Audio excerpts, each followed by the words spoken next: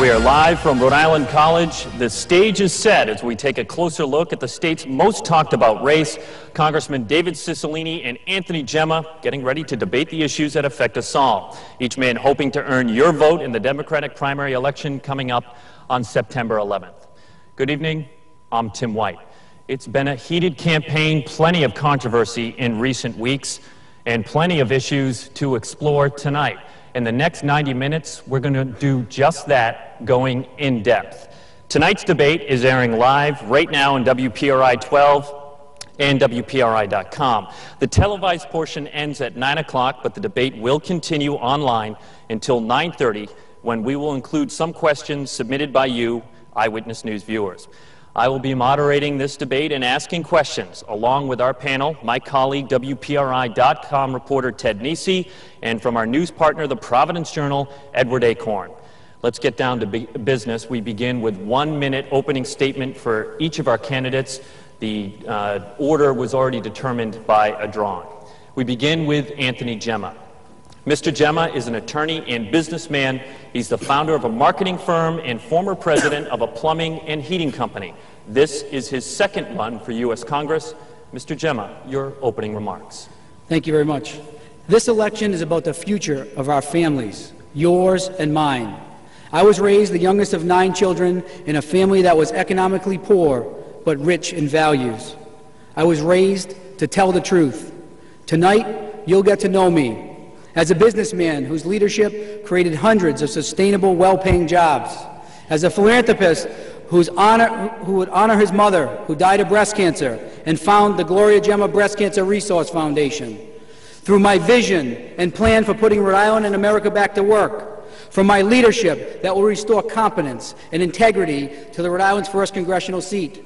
Tonight, you'll also get reacquainted with David Cicilline. 2 years ago, on debate stages like this one, Mr. Cicilline looked us in the eye and lied. It is a fact.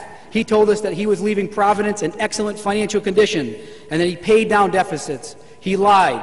In the words of current Mayor Angel Tavares, he was facing a Category 5 economic hurricane with a $110 million deficit. He's going to lie to you again tonight. How do I know? If history teaches us anything, we can't believe a word that comes out of David Cicilline's mouth. Thank you, Mr. Gemma. Your time is up. Now we will hear from David Cicilline.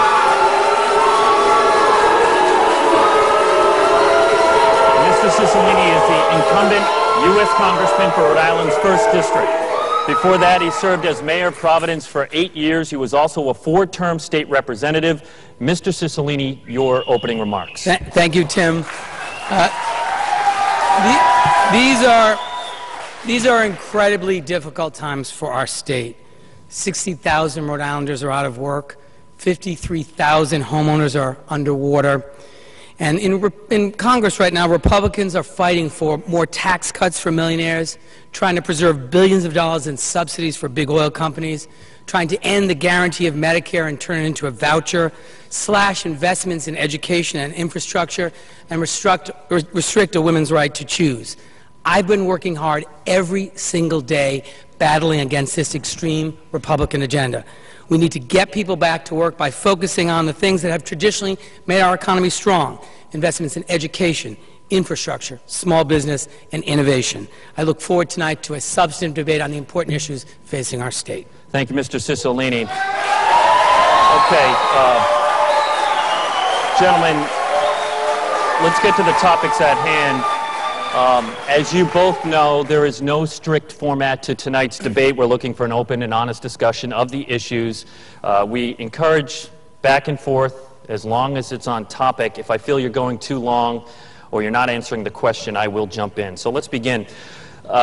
I realize the elephant in the room right now is the allegations of voter fraud that were made last week. We absolutely plan to tackle that tonight. But first, I want to talk about what is polling as a top issue nationally, and that is jobs and the economy. Mr. Gemma, first to you.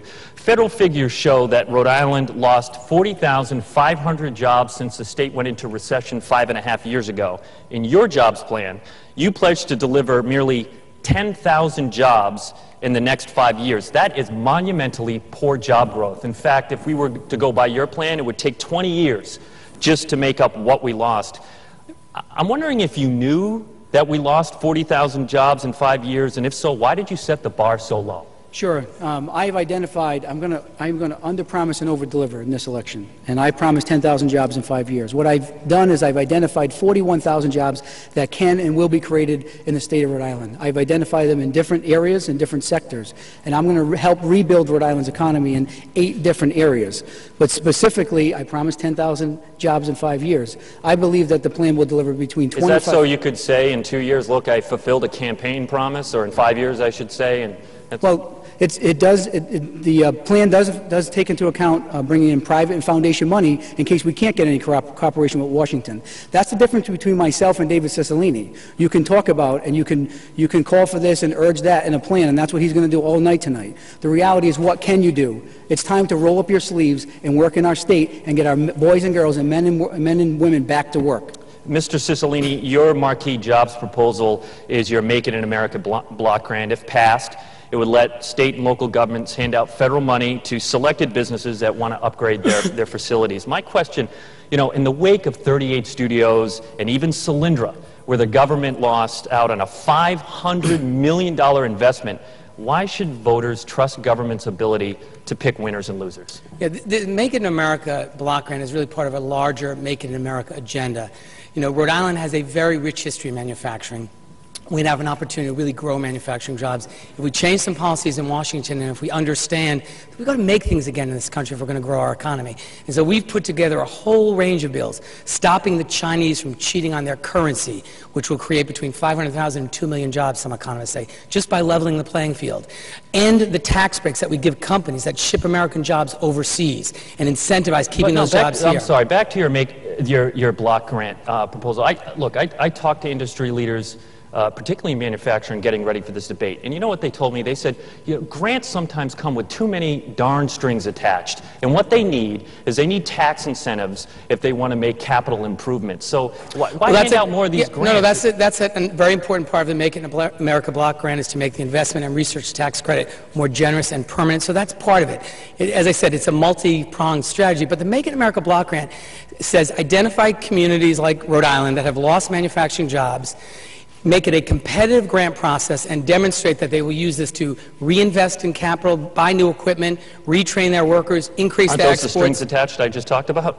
No, well, it has to be to advance manufacturing. It has to be to promote manufacturing. And again, to the original question, aren't we picking winners and losers? No, Didn't we look, fall on our face doing that? I think what we have to do is we have to recognize that making things again is a key part of the economic strategy of our country.